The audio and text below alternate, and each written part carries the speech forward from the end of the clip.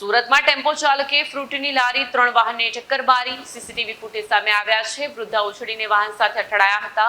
ઊભી થઈને પૌત્રને બચાવવા માટે વૃદ્ધા દોટ મૂકી હતી. 3 મોપેડ ચાલકને 8 ફૂટ ધસેડ્યા હતા. સુરતના સિંગણપુર વિસ્તારમાં એક હચમચાવ દેતી અકસ્માતની ઘટના સામે આવી છે. એક બેફામ ટેમ્પા ચાલકે પોતાની ગફલતભરી ડ્રાઇવિંગના કારણે રસ્તામાં જતા નિર્દોષ લોકોને અડફેટે લીધા છે.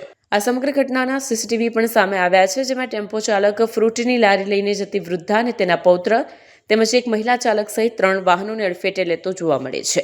ઉલ્લેખનીય છે કે ટેમ્પો ચાલકે ટક્કર મારતા વૃદ્ધા ઉછળીને 5 ફૂટ દૂર સુધી પટકાય છે.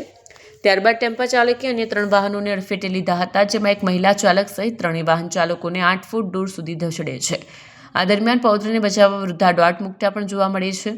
ટક્કર વાગતાની સાથે જ વૃદ્ધા હવામાં લગભગ 5 ફૂટ સુધી ફંગોળાઈને ફૂટપાથ પર પટકાયા હતા. બીજી તરફ તેમનો પૌત્ર પણ રસ્તા પર ફેંકાયો હતો. અકસ્માત બાદ ઇજાગ્રસ્ત હાલતમાં પણ વૃદ્ધા તેના પૌત્રને બચાવવા દોડી જાય છે અને તેને તેડી લીધો છે. જ્યારે લારીમાં રહેલા તમામ ફ્રૂટ રસ્તા પર વેરવિખેર થઈ ગયા હતા. અકસ્માત થતાં જ આસપાસના લોકો મોટી સંખ્યામાં દોડી આવ્યા. લોકોએ તાત્કાલિક 108 એમ્બ્યુલન્સને જાણ કરી હતી. ઇજાગ્રસ્તો પૈકી એક વ્યક્તિને ફ્રેક્ચર આવ્યું હોવાનું જાણવા મળ્યું છે. 2 વ્યક્તિઓને માથાના ભાગે ગંભીર ઇજાઓ પહોંચી છે. વૃદ્ધા અને બાળકને સામાન્ય ઇજાઓ પહોંચી હતી. તમામ ઇજાગ્રસ્તોને સારવાર માટે નજીકની હોસ્પિટલ ખસેડાયા છે.